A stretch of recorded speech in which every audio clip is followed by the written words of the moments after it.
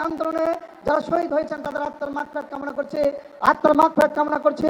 July August আন্দোলনে যারা জীবন দিয়ে গেছেন সে সকল শহীদের আত্মার মাগফিরাত কামনা করছে, আত্মার মাগফিরাত কামনা করছে। দেশ নেত্রী বেগম খালেদা জিয়া ঘোষিত মাটি ও মানুষের নেতা, সাবেক সংসদ সদস্য, জয়পুরহাট জেলা বিএনপির দীর্ঘ 30 বছর প্রয়াত সভাপতি আমার মরহুম পিতা মুজাহিদ প্রধান আত্মার মাগফিরাত কামনা করে কথা শুরু করছি। প্রিয় নেতৃবৃন্দ, মহান রব্বুল আলামিনের দরবারে শুকরিয়া আদায় করছি। আজ দীর্ঘ 17 বছর পর, 20 বছর পর আমাদের উত্তরাঞ্চলের মাটিতে আমাদের প্রিয় নেতা, আমাদের আগামী দিনের ভবিষ্যৎ, আমাদের প্রিয় অভিভাবক জননেতা জনাব তারেক রহমান নওগাঁর মাটিতে পা রেখেছেন। আমরা জয়পুরহাট জেলা বিএনপির পক্ষ থেকে মহান রব্বুল আলামিনের প্রতি শুকরিয়া আদায় করছি, কৃতজ্ঞতা জানাচ্ছি। আমাদের সকল নেতৃবৃন্দের পক্ষ থেকে আমরা করতালির মাধ্যমে আমাদের প্রিয় নেতাকে স্বাগত জানাই।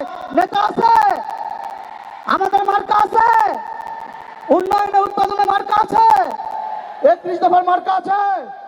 সবাইকে বলতে হবে কোন সে মার্কা।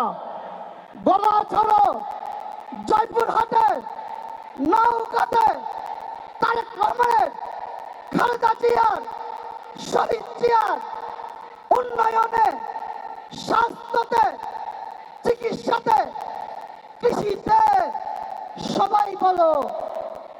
আমাদের নেতা বিএনপির চেয়ারম্যান জনাব তারেক রহমান সাহেব আমাদের মঞ্চে এসে উপস্থিত হয়েছেন।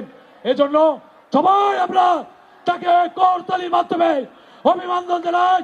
সবাই করতালির মাধ্যমে আমরা